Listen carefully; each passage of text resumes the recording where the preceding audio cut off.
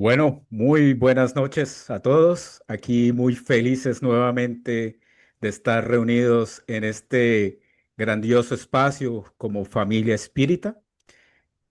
La noche de hoy, el Departamento de Estudio y Práctica de la Mediunidad de Confecol nos han invitado a la segunda parte del conversatorio sobre requisitos y preparación para la tarea de la desobsesión. Así como las buenas películas tienen segunda, tercera y cuarta parte, este tema viene su segunda parte, ¿no? Entonces, vamos a invitar a todos a que se conecten de forma atenta y de forma consciente a este espacio que sin duda es muy útil para todos nosotros, trabajadores, simpatizantes y personas que estamos cada día tratando de entender más cómo ser útiles al servicio del Maestro Jesús.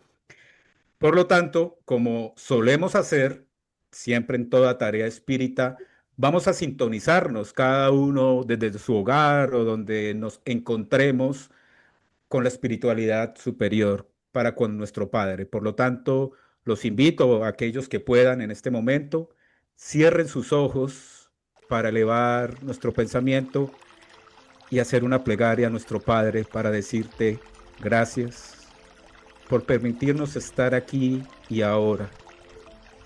Que nuestra mente y nuestro corazón se sintonicen para poder recibir esta enseñanza. Somos tus obreros, con hambre de aprender, que nuestras manos se pongan en el arado para trabajar en función de ti, de tu servicio, Maestro Jesús. Pedimos a nuestros guías espirituales que nos asistan y también pedimos la inspiración para los invitados a este conversatorio, que sus palabras puedan reflejar lo que nos quieren comunicar esta noche, la espiritualidad superior. Disponemos nuestro corazón y nuestra mente con intención y enfoque para este objetivo. Que así sea. Así sea, Señor. Así sea. Bueno, muchas gracias a todos nuevamente y como siempre, darle la bienvenida a nuestros invitados. Continuamos en este conversatorio y presentamos a John Reynolds, creo que todos lo conocen, presidente de Confecol, es el presidente del Centro Espírita Clara de Asís y también es cofundador del Centro Espírita Luz de Amor de la ciudad de Bucaramanga. John, bienvenido a este espacio y muchas gracias por atender la convocatoria de Confecol a este momento presente. Nuevamente, gracias a ustedes, al Departamento de Estudio y Práctica de la Mediunidad de Confecol, liderado por Emilio aquí. Y gracias por esta oportunidad de educación, pidiendo a los guías que nos inspiren y llegar a las mentes y corazones esta noche, de ambos planos de la vida. Gracias, John. Y bueno, Emiro Navarro, cofundador y presidente del Centro Espírita Luz de Amor, que precisamente cumpliendo 29 años de esta labor, director del Departamento de Práctica de la Mediunidad de Confecol, de Estudio y Práctica de la Mediunidad, y también es el coordinador doctrinario de Fedoriental, y que con su vasta experiencia en este tema justamente nos va también a ayudar a esclarecer y entender este apasionante tema. Bienvenido, Emiro. Muy buena noche. Gracias, René, por tu presentación. Presentamos un fraternal saludo a todas las personas, hermanos, amigos que están conectándose y rogamos a Jesús que nos inspire a través de sus fieles servidores que nos inspiran y sostienen. Gracias. Bueno, muchas gracias. Bueno, para comenzar voy a hacer un pequeño recorderis de la primera conversatorio, no sin antes invitar a los que no lo han visto que pueden ir a nuestro canal de YouTube de Confecol y ver este conversatorio que fue hace 2 meses, ¿no? 2 meses que lo vimos. E igual a los que no, o los que asistieron, es un ejercicio interesante volverlo a ver y volver a estudiarlo un poco compartir algunos apuntes que pudimos extraer de ese de ese primer conversatorio, ¿no? Lo primero que en este espacio vimos fue la definición y la naturaleza de la obsesión. como una influencia persistente, sistemática y pertinaz de los espíritus inferiores que afectan justamente al psiquismo de su víctima. Sabíamos concluíamos que era la causa moral lo que hacía justamente esa conexión de ese psiquismo, no como un castigo divino, sino que proviene justamente de nuestras imperfecciones morales. Y clasificábamos la obsesión en las que conocemos como obsesión simple, que es una pues, influencia sutil, la fascinación, que quizás hablábamos que es de las más difíciles de tratar porque altera la percepción de la realidad de la persona que está siendo obsesada, y la subyugación, que quizás es la más visible y la más severa, donde obliga a situaciones físicas y quizás morales del individuo que no puede controlar. Hablábamos que también existe activa y pasiva el tipo de obsesión. La activa es cuando el espíritu tiene la intención directa justamente, ya sea por odio o venganza, de generarlo. Y hablábamos de la pasiva y poníamos que el espíritu no busca dañar, transmite su tristeza, sufrimiento por vínculos del pasado. Inclusive Miro nos ponía el ejemplo del caso de la niña y la madre, ¿no? De la experiencia justamente que ha tenido al respecto, quizás relacionado con esos apegos que generan esa afectación indirecta a ese psiquismo. Abordábamos el tema de la autoobsesión, que es cuando es víctima el individuo de sus propios síntomas y generalmente atiznados por las culpas y errores del pasado. Sin embargo, también abordamos el tema de la vacuna y la protección.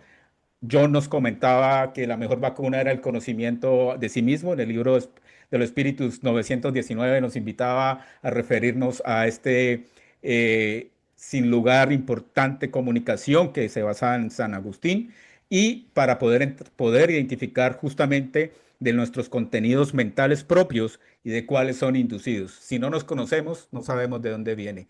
La sintonía y la vigilancia, orad y vigilad, era lo que hablábamos, y mantener una sintonía alta, y que nuestro radio, que se hacía el ejemplo de sintonizar cadenas radiales, no sintonice justamente con las sintonías bajas que nos vienen afectando.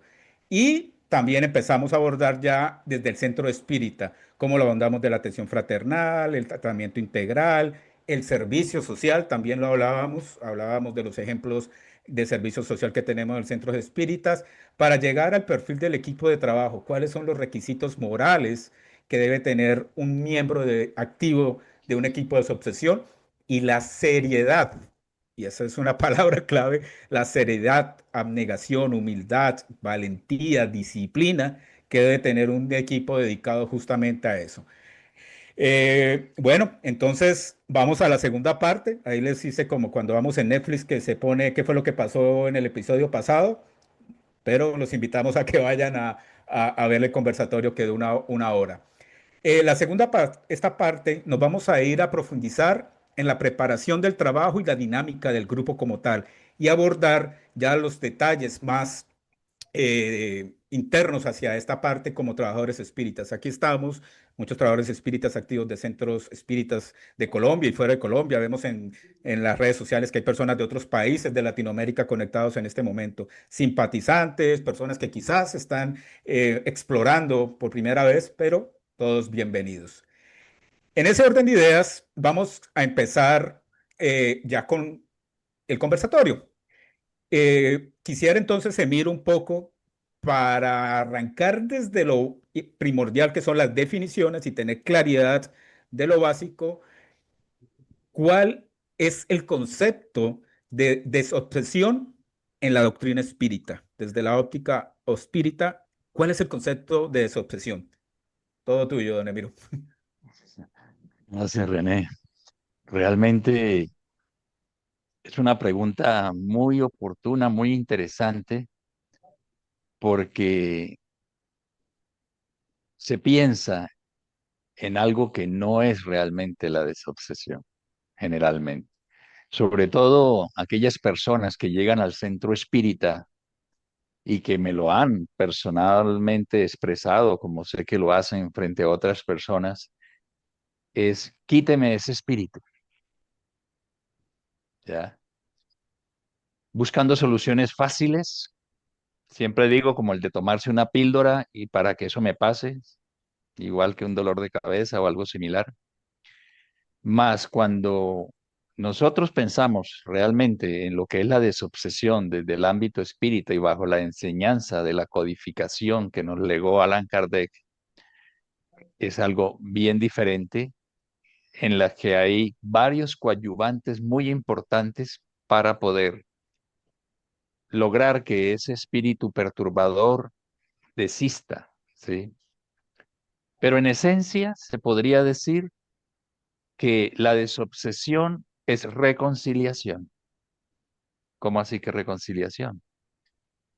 Es la reconciliación entre la persona, el espíritu encarnado de hoy, perturbado, obsesado, y el obsesor, porque normalmente, generalmente, en un mayor porcentaje, son espíritus que ya se conocieron, que ya se conocían en existencias anteriores o incluso en esta existencia.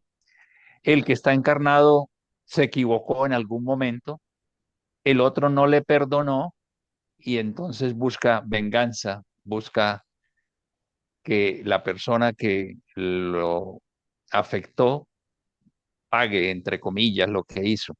Entonces, desde ese punto de vista, como podemos ver, ya hay un conocimiento entre esas dos personas. Y eso es precisamente lo que establece una sintonía entre ellos, ¿ya? Ahora, desde el punto de vista de la terapia espírita, pues lo que buscamos es que el espíritu perturbador desista y aprenda a perdonar bajo los designios de Jesús, de las enseñanzas de Jesús, del Evangelio, según el espiritismo, donde establece muy claramente la importancia de vivir esas enseñanzas de Jesús.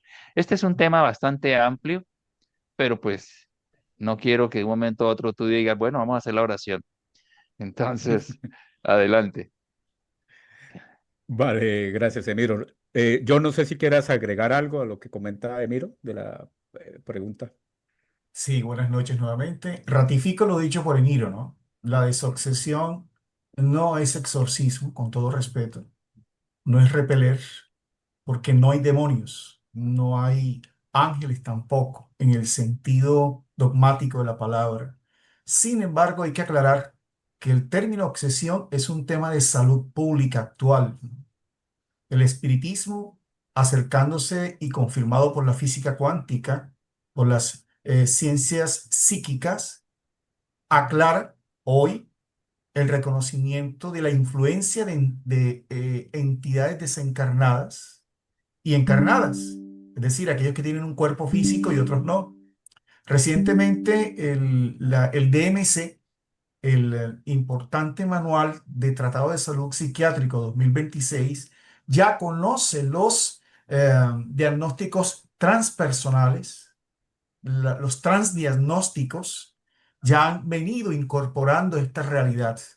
Manuel Filomeno de Miranda, en una obra maravillosa que se llama Encuentro de la vida con la vida, en el capítulo sexto, habla de la terapia desobsesiva. Y para complementar un poquito más de lo que dice Miro, lo dice en dos niveles. Es psicoterapia porque tiene que ver con que las matrices de la obsesión están en el propio individuo, que como hablaba Miro, emana un circuito vibratorio automático que vincula, en este caso, cuando son de dificultades de vidas pasadas, litigios, combates, desencuentros, que hacen que se exista una afinidad permanente y sintonía entre estos dos combatientes y litigantes. Por eso la terapia es la caridad y la doctrina espírita, que es una doctrina de razón por el amor, convoca una reconciliación interexistencial. Y es una, igualmente una terapia psicológica a la luz de la psicología espírita y a la luz de la psicología profunda, porque además de reconstituir la salud, busca la transformación moral. Y aquí finalmente hay que subrayar que el concepto de transformación moral, conforme lo definen los espíritus a Allan Kardec en el diálogo 629 del libro Los Espíritus, no es la moral de la religiosidad, sino la moral de un comportamiento acorde a unas leyes que rigen la naturaleza moral de las almas, cuya base es la caridad y el amor. Por eso es una terapia, ¿sí? Es una reconstitución de la salud psíquica en función de superar odios y animadversiones de vidas presentes y vidas pasadas. Cuando es por afinidad, es importante decirlo, es la temática de la infestación fluídica.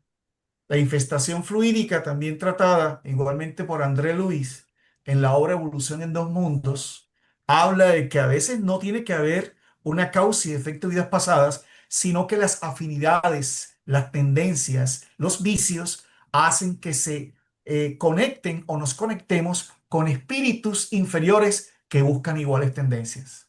Gracias, René. Gracias, John. Totalmente claro. Muchas gracias a los dos por este esclarecimiento. Aquí nos llevamos algo interesante, ¿no? Lo que es la reconciliación y la educación moral. A diferencia de otras creencias, no estamos hablando aquí de un tema de agresión, como tú mismo lo decías, John, no es lo de los demonios, ni que hay un enemigo y el otro es una víctima, sino los dos en un proceso de reconciliación y algo que Emiro recalcaba al principio sobre el Evangelio. Ahí, John, quisiera un poco que nos ahondaras acerca de la terapia del Evangelio. ¿Cómo interactúa con el diálogo de los espíritus en el trabajo que se está haciendo de concepción, esa terapia del Evangelio? Qué bonita pregunta, ¿no? Ya hoy día, André Luis, en la obra En el Mundo Mayor, para aquellos que quieren investigar, y hay especialmente una obra por unos investigadores brasileños que se llama Psiquiatría Iluminada. La propuesta de una psiquiatría iluminada y de una psicología espírita es revelada por el propio Maestro Jesús, ¿no? Cuando él habla de buena nueva, es decir, saber que es un Dios de amor, de causas primeras, que no castiga, que no condena, hace que realmente el individuo encuentre a Dios interiormente y al Cristo interior. La psicoterapia o psicología evangelizadora, valiéndome del concepto de Juana de Ángelis en su grandiosa obra de su serie Psicología, que son 17 libros, hace que paulatinamente, con la ayuda del mundo espiritual, los desencarnados, que también tienen un equipo de eso excesivo, y con la ayuda del equipo mediúnico, dedicado también a la terapia de esa reconciliación, vayan gradualmente ayudando a que ambos individuos, es decir, en este caso, el verdugo y el victimario, por duro que suenen los conceptos, vayan encontrando de que nadie es juez ni perseguidor de nadie. Ujú. Porque realmente el obsesor, el espíritu desencarnado, es tan infeliz como a quien genera el proceso de obsesión.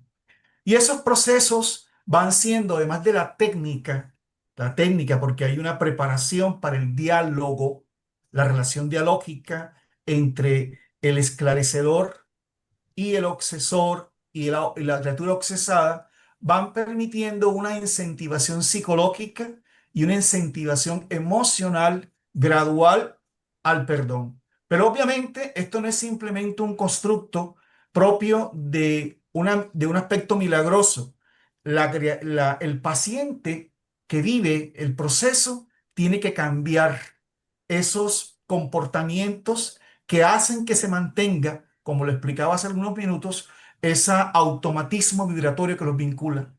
Y gradualmente el obsesor va a ir transformándose en virtud de que aquel que persigue termina convirtiéndose en ejemplo de vida. Así es que el Evangelio es una psicoterapia, no es una letra muerta. Y cuando hablamos de psicoterapia es que la psiquis, el componente endocrino, los pensamientos activan todos los neurotransmisores, la serotonina, la oxitocina, toda esa serie de componentes que vienen del espíritu logran encontrar que el ser se recupere, se rehabilite y pueda realmente reparar. Genial, perfecto. Muchas gracias, John. Yo quisiera aquí aprovechar un poco a Emiro. Sabemos que tiene una tarea como medium esclarecedor en el CELA. ¿Nos podrías compartir algún ejemplo que te venga a la mente cuando has aplicado ese evangelio en esa tarea? De pronto que un ejemplo así rápido que nos diga, oye, yo Mi experiencia lo he aplicado así a un caso de los que tú has trabajado como medio esclarecedor. Sí, sí, me viene rápidamente a la memoria un caso, pero no puedo, digamos, iniciar sin dejar de ratificar lo que bien nos ha dicho John acerca de que sin la buena nueva, sin evangelio, no es posible, porque es precisamente es precisamente Jesús, cuando uno lo menciona a él, a los obsesores, el que hace que ellos bajen su tono violento, su ira, su rabia, ¿cierto? Y por eso es muy importante, alguna vez alguien me decía, bueno, ¿y yo qué hago para aprender el tema de ser medio un esclarecedor ante los obsesores? Yo le decía, debes leer el Evangelio, debes leer sobre los libros sobre Jesús. Y la persona se extrañó, ¿sí? Porque es precisamente en la medida que nosotros comprendemos el Evangelio, una importantísima herramienta para nosotros poder invitar a la reflexión a ese espíritu equivocado. Particularmente recuerdo el caso o el espíritu de una mujer que alguna vez se comunicó y ella había sido meretriz mientras estuvo encarnada, había sido prostituta, ¿sí? Y ella estaba convencida que ella no valía nada. Incluso me dijo, yo sé que yo voy para el infierno, ¿sí? Que sabemos que no existe, como lo pintaron alguna vez. Y cuando yo empiezo a dialogar con ella en cierto momento de la conversación, yo le menciono esa maravillosa enseñanza de Jesús cuando está sentado escribiendo con el dedo en la arena y vienen un grupo de hombres a apedrearla, a lapidarla, ¿verdad? Y entonces le hablo de esa parte del Evangelio, le hablo de Jesús. Y entonces ella me dice, pero él no se fijará en mí. Yo no merezco que Jesús ponga sus ojos en mí. Entonces yo le digo que él nunca la va a condenar como no lo hizo en aquel momento cuando le dijo a esta mujer, vete y no peques más, no te condeno. Y eso a ella realmente le cambió su panorama mental, porque ella en ese momento se dio cuenta que tenía esperanza. Y cuando le hablo de la inmortalidad y de que precisamente es Jesús el que hace que ella esté allí y que hay amigos, mentores espirituales ahí esperándola para conducirla al lugar donde ella va a continuar siendo esclarecida y para ayudarla para que reinicie una nueva vida, fue maravilloso ver el cambio que ella tuvo. Todo basado en esa enseñanza de Jesús en el Evangelio cuando iban a lapidar a María Magdalena.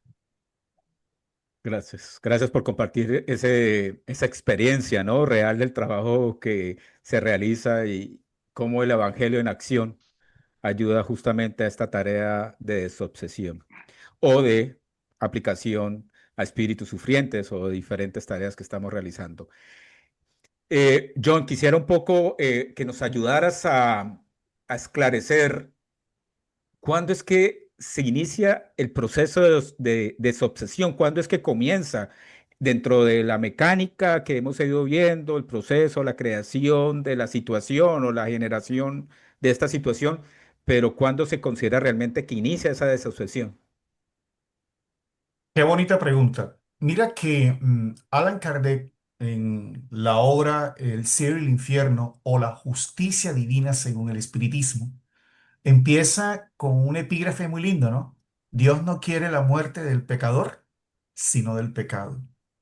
Y en el capítulo séptimo de la primera parte, eh, habla de una situación que se llama Código Penal de la Vida Futura.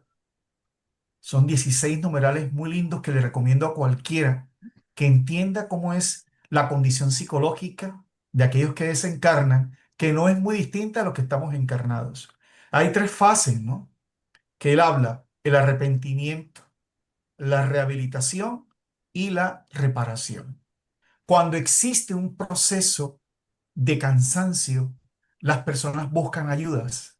Dice Alan Kardec, cuando estamos cansados de la oscuridad, automáticamente el individuo busca la luz. ese es el momento que se aplica la máxima evangélica. Solamente los enfermos tienen necesidad de médico, no los sanos. Es el individuo ayudado por los guías, porque esta es la parte maravillosa, por ejemplo, en obras como Trastornos psiquiátricos y excesivos, también del espíritu Manuel Filomeno de Miranda, invitan a ver cómo los guías llevan hasta el centro espírita a una persona, la incentivan a escuchar la charla pública y ya en ese momento, los guías de la institución que han solicitado el auxilio en virtud de su abuela desencarnada comienzan un proceso a través de los pases preliminares para luego incentivar a la persona a reconocer a aquel obsesor que está incentivándole el aborto del ser que trae en sus entrañas. Y ese proceso empieza allí, ¿no? En esa claridad. Posteriormente, como en cualquier institución espírita seria, el acompañamiento va teniendo unos niveles. La conferencia pública, la fluidoterapia, los pases, la atención fraternal, donde ya en ese conducto regular el equipo del centro espírita plantea la terapia desobsesiva que va teniendo esas fases. Pero así como la obsesión es sutil, también los pasos que llevan este proceso de liberación es lento, gradual, pero muy seguro. Perfecto, perfecto. No, totalmente claro. Muchas gracias, John. Y bueno, tú nos comentas que llega al centro espírita la persona y se hace todo un recorrido desde atención fraternal, las conferencias y demás. Pero hay una pregunta que pueden hacernos con esta ruta, digámoslo. Es, Emiro, ¿se puede hacer desobsesión sin que la persona esté presente en el centro espírita? ¿Puede realizarse a distancia o cómo funciona ahí? Interesante pregunta. Efectivamente, y quién mejor que Kardec. Kardec eh, enseña en la revista Espírita un caso como ese. Se trata, y eso lo estudiábamos en días pasados en el curso de mediumnidad en el CELA, el caso de una mujer que se puede decir logró una obsesión anímica, es decir, no había ningún espíritu perturbándola, pero por el hecho de ella haber sido obligada a casarse con quien ella no quería, y no solamente no quería, detestaba a ese hombre, ella entra en una crisis que la llevó a odiar terriblemente a ese hombre con el que estaba conviviendo. En ese momento ella abre esa brecha psíquica que tanto mencionamos y los espíritus empiezan a obsesarla. ¿Ya? Y Kardec pregunta a San Luis si es posible hacer algo para ayudarla. Y él le dice que sí, que consiga 4 o 5 espíritas convencidos, dice el espíritu de San Luis, que oren por ella disciplinadamente. Y efectivamente, Kardec logra 5 personas que diariamente, a la misma hora y con un fervor maravilloso, se ponían a orar por ella. ¿Sí? Al mes, esta mujer ya estaba cambiando. Prosiguieron y lograron liberarla de esos espíritus que ella misma había traído por su actitud mental. Es un caso, hago un esbozo muy, muy, muy general, pero es un caso que nos enseña que cuando hay oración fervorosa de entrega en favor de las personas que están siendo obsesadas, se puede lograr algo. De ahí la gran responsabilidad que tienen los grupos que hacen vibraciones. no solamente por encarnados, desencarnados, por tratamientos orgánicos, sino también por tratamientos psíquicos o desobsesivos desde la oración, para que esos grupos que participan de las vibraciones en ese sentido se entreguen verdaderamente, que despierten en su ser ese sentimiento de compasión y esas oraciones alcanzarán lo propuesto y podrán lograr mucho desde las denominadas vibraciones y tratamientos a distancia. Adelante. Gracias, Emiro. Pues bastante interesante, ¿no? Y claramente, como lo dices, también requiere un equipo preparado y disciplinado para poder hacer esa ayuda a distancia. Una de las cosas que también retomando lo que mencionaba anteriormente John, y es sobre las conferencias públicas. Y aquí quisiera hacerle una pregunta a ambos, ¿vale? Para que los tomen cada uno desde una óptica diferente.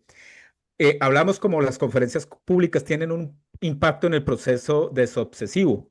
Y supongamos el caso, un proceso obsesivo típico, donde hay un encarnado con influencia de esa obsesión y un desencarnado que está generando esa influencia obsesiva. Desde el punto de vista de las conferencias públicas, John, ¿nos podrías decir desde la óptica del encarnado qué beneficio tiene el asistir ahí? Y Emiro, desde el punto de vista del desencarnado, ¿cómo juega ese proceso de las conferencias públicas? Entonces, no sé, John, para que nos puedas ayudar con esa pregunta. Estás en silencio.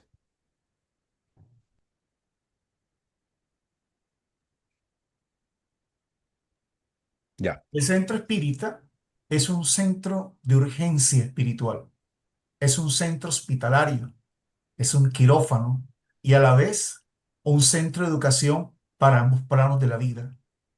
Cuando existe, y tomo las palabras que utilizó el querido Emiro, un grupo que practica, estudia la doctrina en sus lineamientos con pureza presencialmente, ¿sí? En este caso es importante la presencialidad.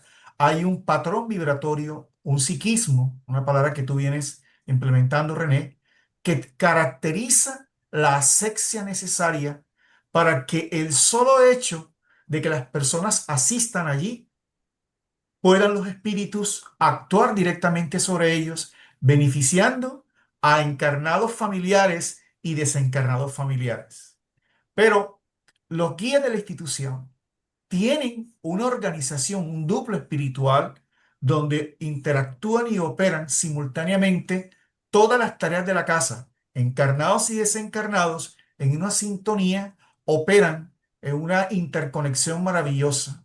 Al momento de la conferencia, y este relato lo hace también Manuel Filomeno de Miranda en su obra Nueva Era, cuando ellos llegan a visitar un centro espírita, 8 en punto de la noche, el conferencista, intuido y protegido por el guía de la institución o el guía encargado de la tarea pública, comienza a hablar y sus recursos ectoplasmáticos que emergen de su voz, aunados a los pensamientos de los guías y de los presentes, pero especialmente de los trabajadores, son utilizados para aplicar las psicoterapias y las ayudas de encarnados. Porque principalmente el centro espírita va a los encarnados, con consecuencia a los desencarnados. Entonces allí a veces piensan que los espíritas somos fanáticos, ¿sí? Somos impositivos, dogmáticos, porque decimos a las personas que asistan, sean asiduos, sean disciplinados, y es porque realmente quien está asistiendo permanentemente a un centro espírita, al margen de una problemática obsesiva, al margen de una problemática emocional psicológica, va gracias a las condiciones del periespíritu, cuyas propiedades son la flexibilidad, la absorción, asimilando los fluidos, y vamos a decir una palabra que tal vez no es espírita, pero los nutrientes, fluidos y nutrientes físicos y psíquicos que pueden ayudar al restablecimiento. Por eso la doctrina espírita es expositiva, aclara, esclarece, y somos nosotros que conforme el libre albedrío comprendemos y tomamos la decisión. No existen enfermedades, existen enfermos. Y todos necesitamos de la psicoterapia permanentemente. Muy Interesante. bien, muy bien. Ahora, pues, atendiendo la petición de nuestro moderador René, si lo miramos desde el lado del desencarnado, sabemos que normalmente estos espíritus obsesores andan, como decimos popularmente, pegados, adheridos ahí a su víctima, a su presa, como a veces lo han dicho. Y la conferencia se constituye en una terapia desobsesiva colectiva, porque todas las personas, tanto encarnadas que tocó John, como desencarnados que allí se encuentran, se van a beneficiar del esclarecimiento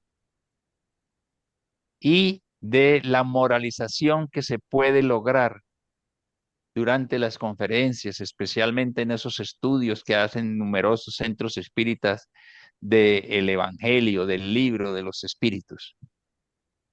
Tanto que hay casos, leía yo alguna vez, de un espíritu que había sido mandado por el que lo dirigía a él, para que él se hiciera en la puerta del centro espírita, un espíritu perturbador, y controlara desde ahí diversos aspectos de aquellos que ellos estaban interesados en controlar. Y empezó a asistir, a cumplir la orden que le habían dado, que después de cierto tiempo abandonó el trabajo que le asignaban y terminó, entre comillas, convirtiéndose, dejándose esclarecer por todo lo que era expresado por los diferentes conferencistas.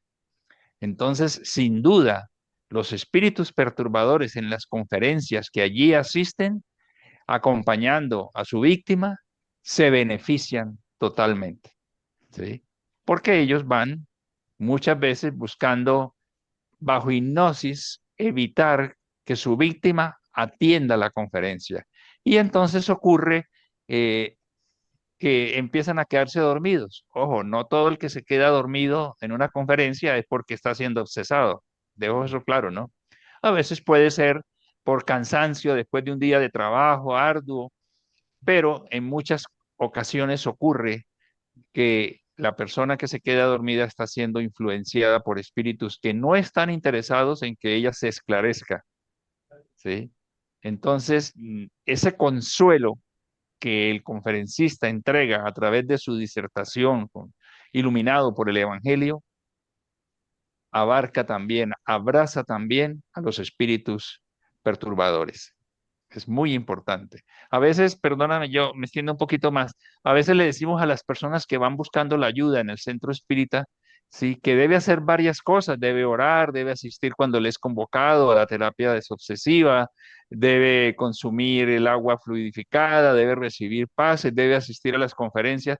Y lo que piensan es que les queremos cambiar la creencia al asistir a una conferencia, ignorando pues el beneficio que se obtiene porque la misma psicosfera del ambiente del centro espírita beneficia a todos. Gracias. Gracias, Emiro y John. Es interesante ver justamente cómo constantemente lo visualizamos los espíritas, ambos planos de la vida, ¿no? Y cómo actúan desde ahí. Antes de pasar al siguiente tema, quiero introducir una pregunta que está en el chat de YouTube en vivo y nos pregunta Aide Guerrero que si para que el obsesado reciba esa ayuda espiritual debe también haber un cambio en él. John, ¿tú cómo le responderías sobre esa pregunta? Te la repito. Para que el obsesado reciba esa ayuda espiritual, ¿debe también haber un cambio en él? Sin lugar a dudas, ¿no? Ujú.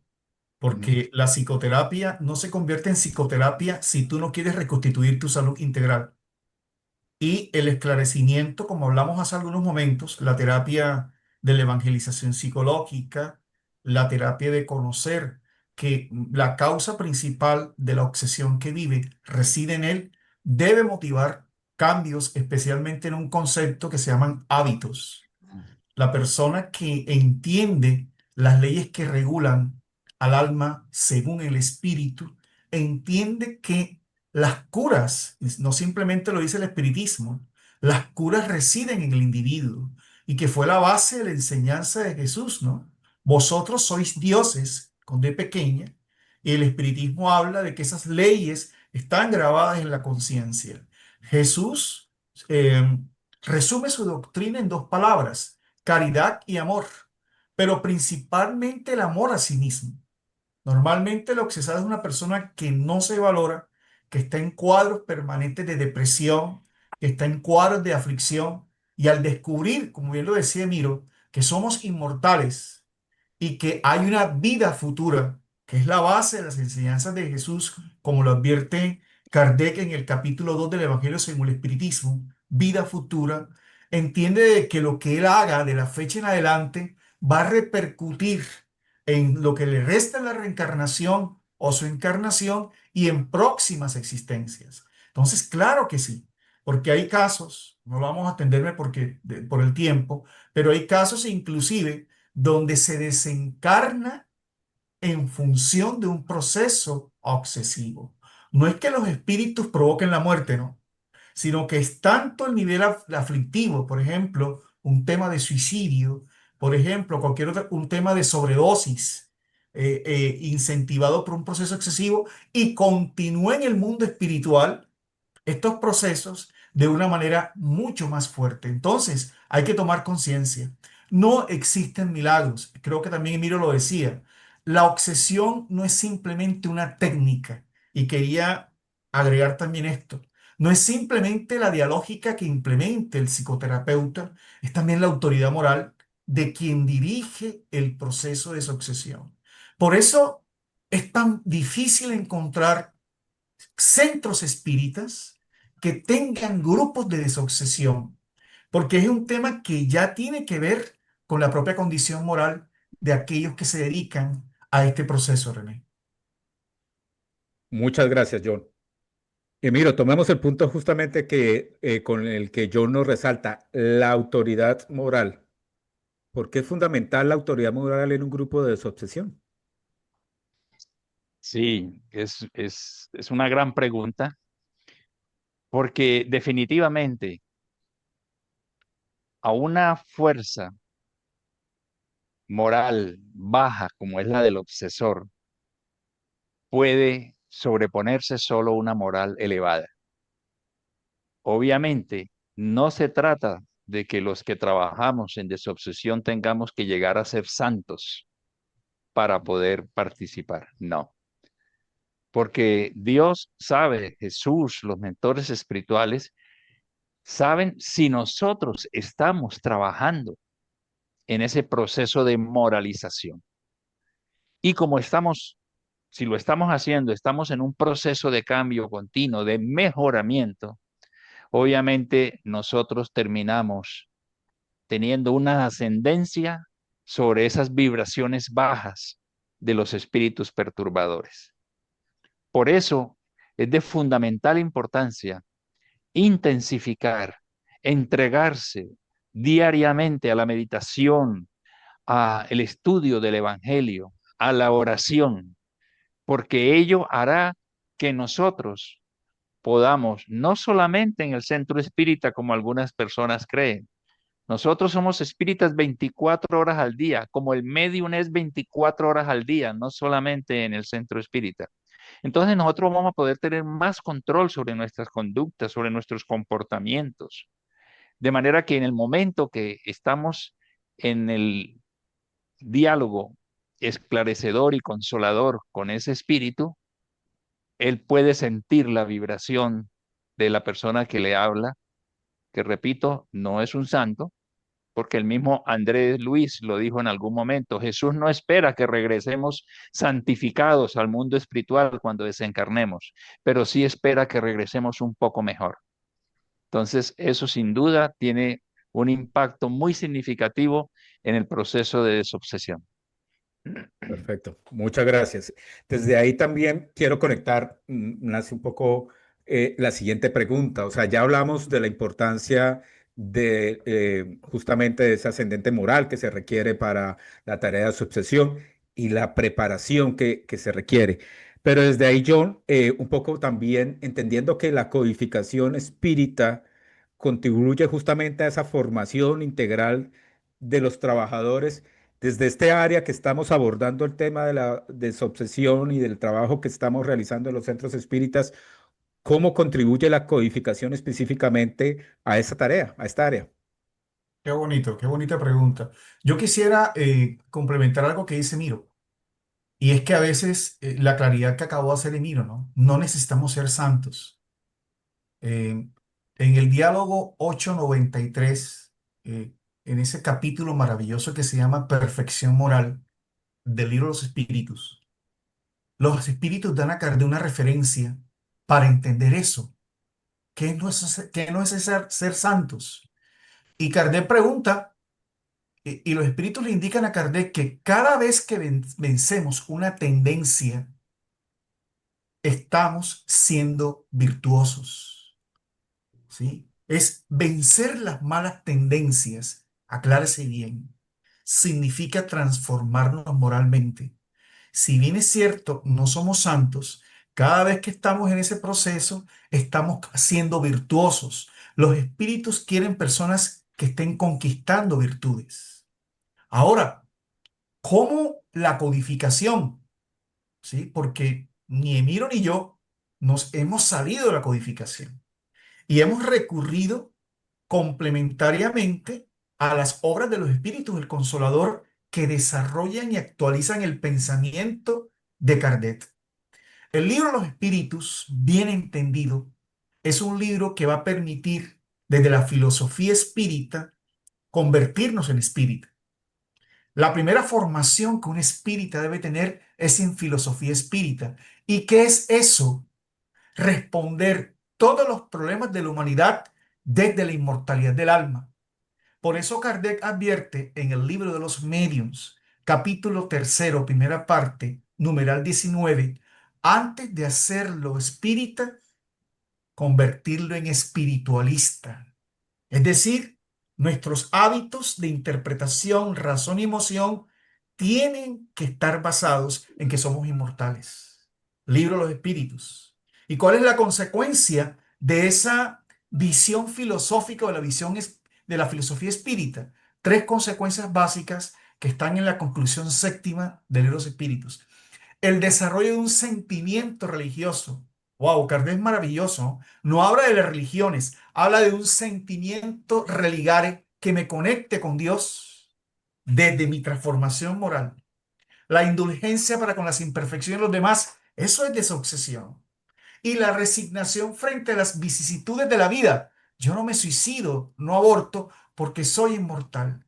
Cuando eso está claro, Kardec propone el espiritismo experimental en el libro de los mediums y aplicando la ciencia identifica la naturaleza de los espíritus que no son más que las almas de los espíritus desencarnados. Sí existen los espíritus, sí evolucionan los espíritus y sí influencian o hay una influencia entre encarnados y desencarnados. Clarificado eso, Kardec preguntó con sabiduría a los espíritus, y entonces, si la felicidad está dada en función de la perfección, ¿cuál es el arquetipo, el modelo psicológico emocional a seguir? Y dicen los espíritus en el diálogo 626, ved, mirad a Jesús y lanza en 1864 el Evangelio según el espiritismo, no el espiritismo según el Evangelio, ¿no? Porque es la interpretación que los espíritus superiores dan desde la inmortalidad, la vida futura, la reencarnación, la existencia de Dios, para que el ser humano tenga una salud integral y cierra el ciclo con el cielo y el infierno la justicia divina según el espiritismo, donde Kardec plantea los fundamentos de la psicología espírita al entrevistar en la segunda parte de esta obra ejemplos, la situación psicológica de suicidas, de hombres de bien, de hombres perturbados, para justificar el continuum de que nadie se escapa a aquello que ha sembrado. Y cierra la codificación, René, en esa obra que se llama La Génesis, los milagros y las predicciones según el espiritismo, para decir al hombre, adelantándose a la física cuántica, a las neurociencias, que el pasado y el presente son el futuro del ser humano. Cuando entendemos que la justicia de Dios, que es amor, son eternas e inmutables. Esa es la trazabilidad que uno encuentra para tener la gallardía de sobreponernos a los desafíos en el servicio del bien, especialmente en la tarea de la terapia desobsesiva. Wow, increíble de verdad cómo encontramos toda esa lógica, ¿no? Desde la propia codificación y toda esa ruta que marca nuestro trasegar hacia esa tarea. Es espectacular. Y cómo cada parte está íntimamente correlacionada, lógica, en un bloque perfecto, desde la propia creación, claramente desde los espíritus superiores, en el que se ve justamente esa organización.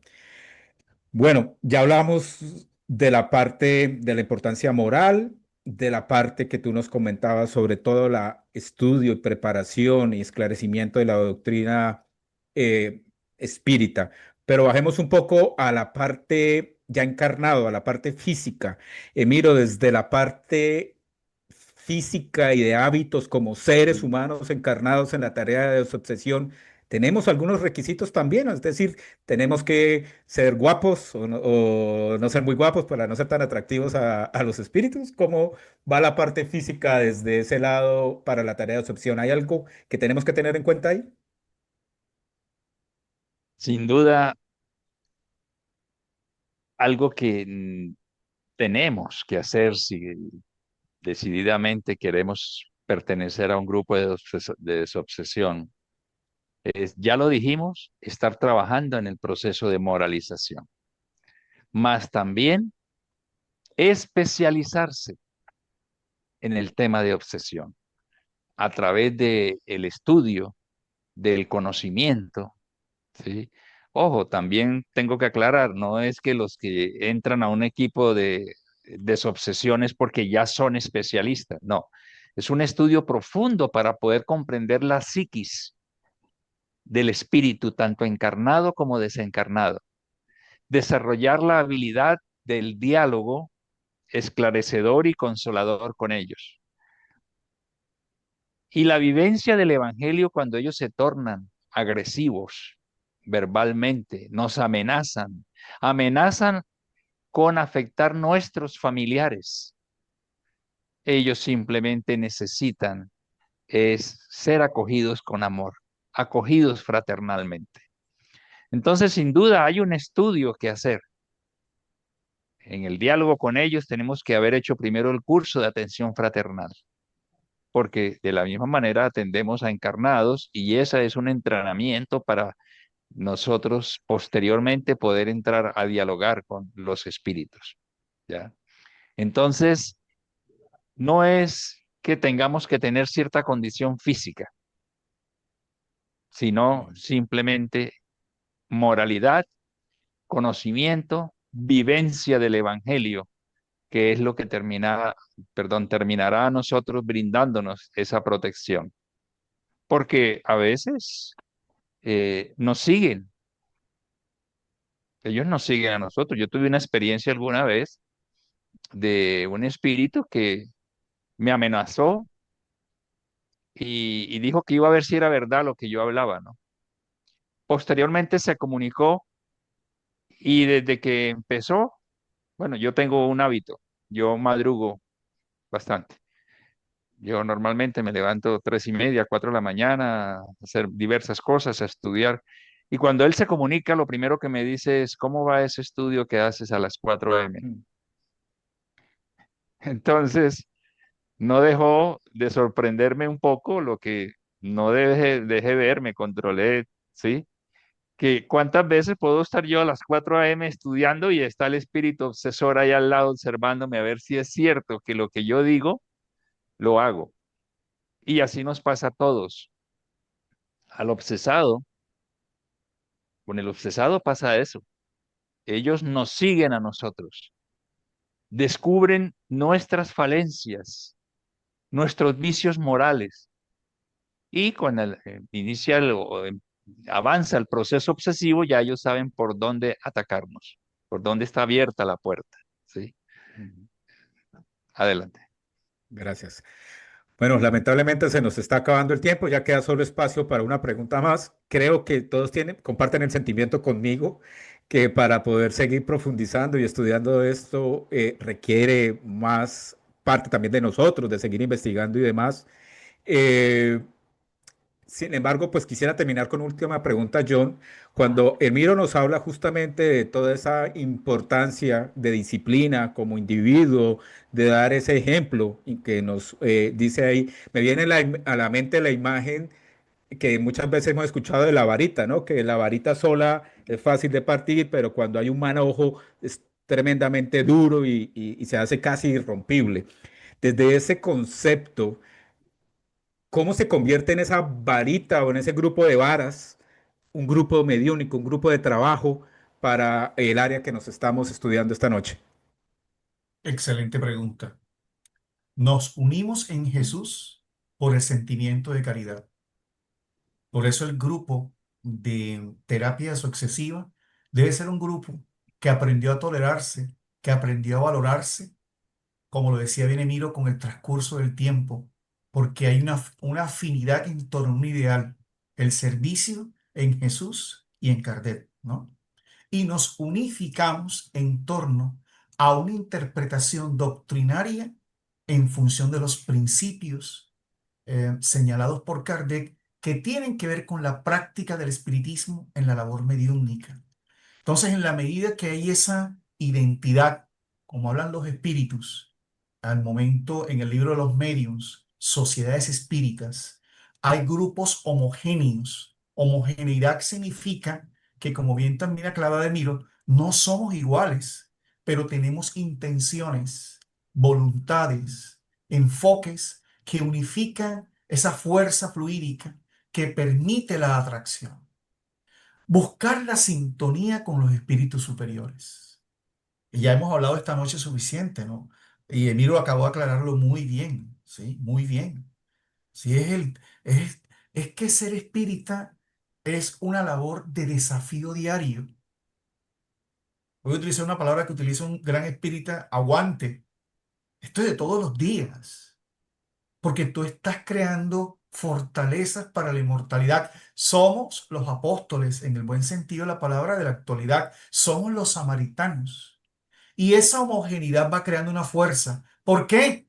Porque como Emiro vivía, yo también he tenido muchas experiencias, algún día las comentaremos, que si Emiro está viviendo ese momento de prueba, porque los espíritus superiores nunca dejan de proteger, pero sí hacen o dan escenarios para que también nosotros nos desarrollemos con nuestras propias fortalezas morales, el grupo vibratoriamente protege, envuelve a aquel que está en ese proceso. Es por eso Kardec con mucha claridad dice en el diálogo 768, Ley de Sociedad, que necesitamos unos de otros, la unión social. Muchas veces nos han preguntado qué es unión y qué es unificación. Es eso, no es uniformidad, es que no tenemos las facultades completas. Es cuando yo sé que Miro es un buen esclarecedor, cuando yo sé que René es un buen medium, yo estoy entendiendo que soy el complemento de un equipo que interacciona a su vez con un grupo espiritual y eso, como también lo decía Miro, se constituye en un estímulo, en una fortaleza, en una claridad para seguir adelante. No hay que tener miedo de crear grupos de terapias sucesivas. Porque también resulta que hay conmigo, lo digo por mí, espíritas que tememos más a los obsesores que creemos menos en los protectores. El espírita aprende en estas terapias desobsesivas a vivir con esos dos lados de la vida. Chico Xavier, no sé, una historia maravillosa para terminar, comentaba que él, chico, caminaba, esa historia me la comentó Emilio una vez, nunca se me olvidó, caminaba a su centro espírita y él padecía episodios de tuberculosis. Llegando a la institución, subiendo una escarpada, entra un ataque de tos profundo y él se desespera y oye una carcajada de un desencarnado que le mira y le dice, te odio tanto que voy a impedirte que sigas en esta farsa. Y él se concentró con Emanuel y los guías, y con el tiempo se recuperó. Y el espíritu, parecida a la labor que comentaba Miro, terminó transformándose en trabajador de la casa. Y una vez que Chico lo ve, cierto día, lo mira y los ojos le dice, ahora sí, vamos a la arena de la batalla, yo con mi amor y tú con tu odio, que transformaré en amor. Entonces, es eso, ¿no? Es eso, conquistar los procesos, conquistarnos a nosotros, porque hay que ver con qué vamos a retornar. Gracias, René. Gracias, gracias, John. Esa historia final de Chico inspiradora, ¿no? O sea, si vemos pruebas que un ser como Chico tuvo que vivir, bueno, nosotros sin duda tendremos que enfrentar cada vez más. Bueno, ya finalizando, finalizó el tiempo lamentablemente.